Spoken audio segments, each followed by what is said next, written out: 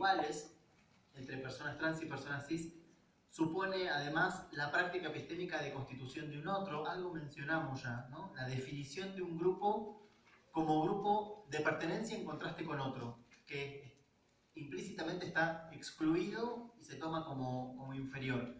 Esto es algo que muchas veces podemos reconocer en los textos a partir de marcadores lingüísticos muy concretos.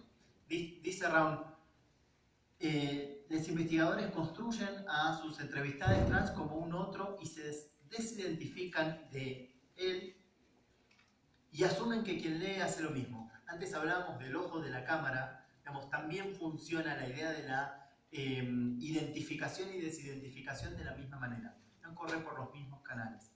En estos textos podemos encontrar un nosotros y un ellos, ¿no?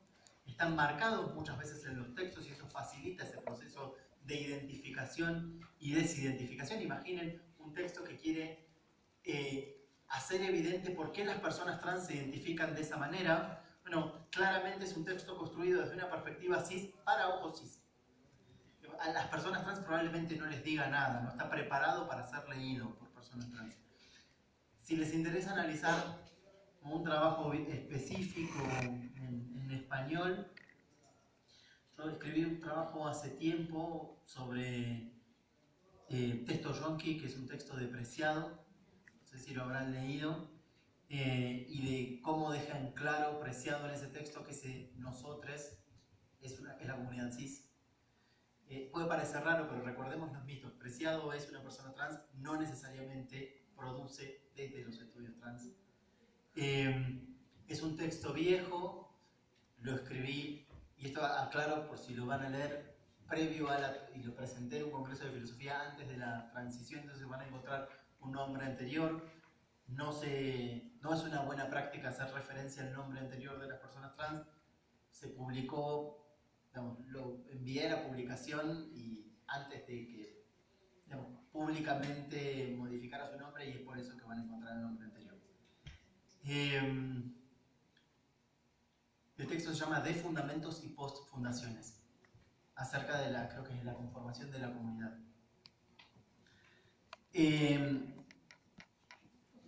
De Fundamentos y Postfundaciones.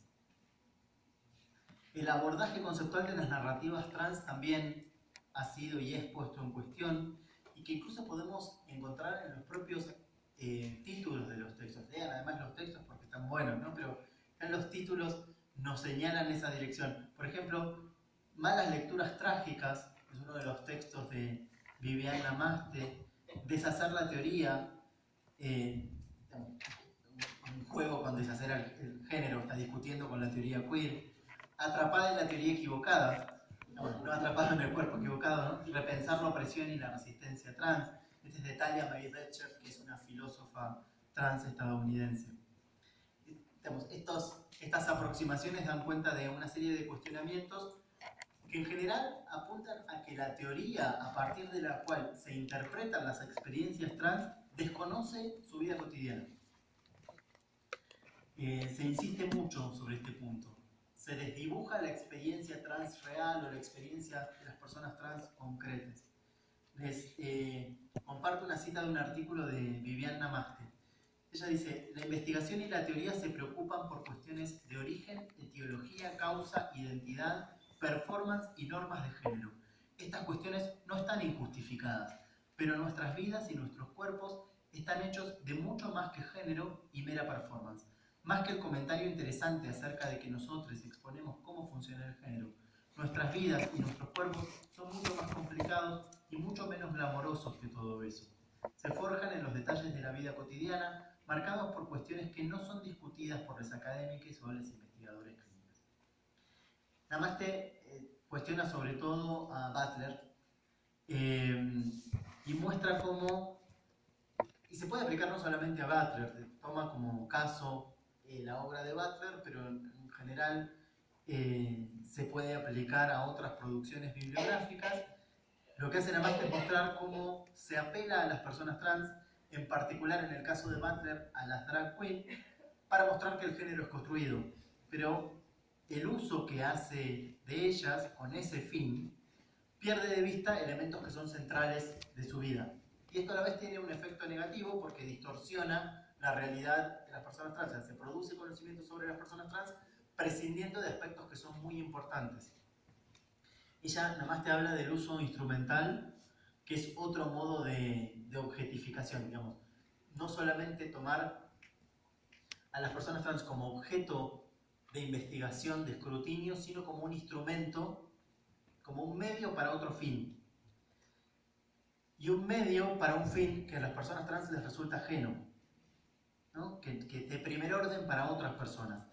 Como les decía antes, mostrar que el género es una construcción, por ejemplo, tomar para ese fin como objeto a las personas trans, analizar cuestiones de género, en el caso de Butler también cuestiones de raza, sin tematizar, señala nada más que cuestiones claves como por ejemplo la prostitución, ¿no? Que son fundamentales en la vida del colectivo del que está estudiando. Los paradigmas a partir de los cuales se interpretan las experiencias trans también han sido y son blancos de críticas porque muchas veces recurren a interpretaciones totalizantes y estereotipadas que, bueno, se imaginarán, se revelan incapaces de dar cuenta de la diversidad de las identidades y de las experiencias trans y que resultan en instrumentos de desprecio y de exclusión. El paradigma biomédico del cuerpo equivocado, por ejemplo, es muy cuestionado porque invalida las identidades de las personas que están satisfechas con su cuerpo, justamente entendiendo que lo que corresponde es que las personas que tienen unas ciertas características sexuales se identifiquen con un género distinto. Se ha tendido a interpretar que las experiencias trans son experiencias que dan cuenta de un malestar de personas que están encerradas, se utilizan ese tipo de metáforas, ¿no? Encerradas en un cuerpo equivocado. Ahora, pensar de esta manera desconoce las realidades de las personas, se identifican con un género distinto y están bien con su cuerpo. No consideran que es un error, no lo quieren modificar, ni se consideran a sí mismas enfermas. Pero también se ha cuestionado desde los estudios trans el paradigma que muchas veces se identifica como paradigma antibinarista, ¿no? Ese que representa a todas las personas trans como posicionadas críticamente transgrediendo el binario.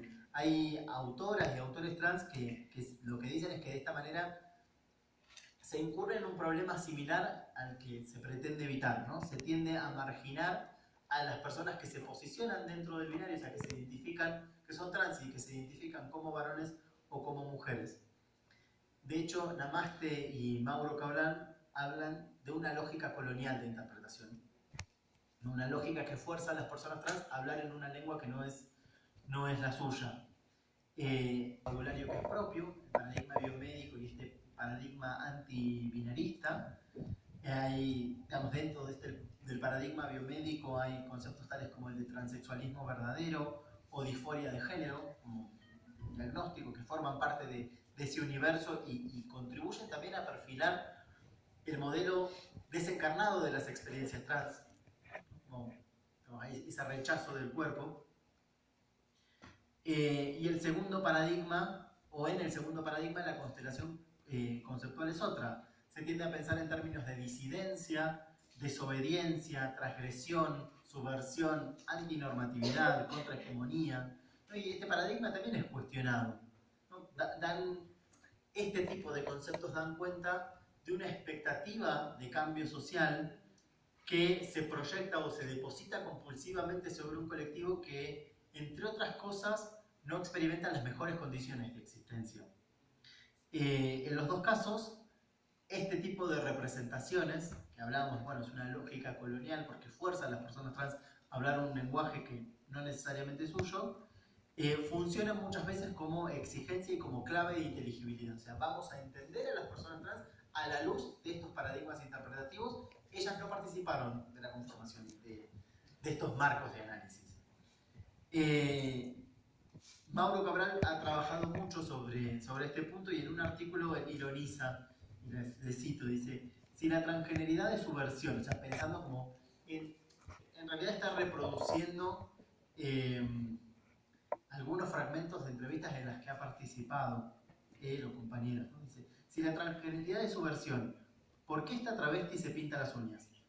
Si la transgeneridad desafía el binario, ¿por qué usas nombre de varón? ¿No? Hay una serie de promesas emancipatorias que son proyectadas sobre las personas trans y que en muchos casos exige a las personas trans cumplir, ¿no? Hay que estar transgrediendo las normas de género permanentemente para mostrar que el género es construido y desarmar la asimetría entre mujeres y varones cis. Como que hay un pasaje bastante extraño, ¿no? Y eso tiene que ver con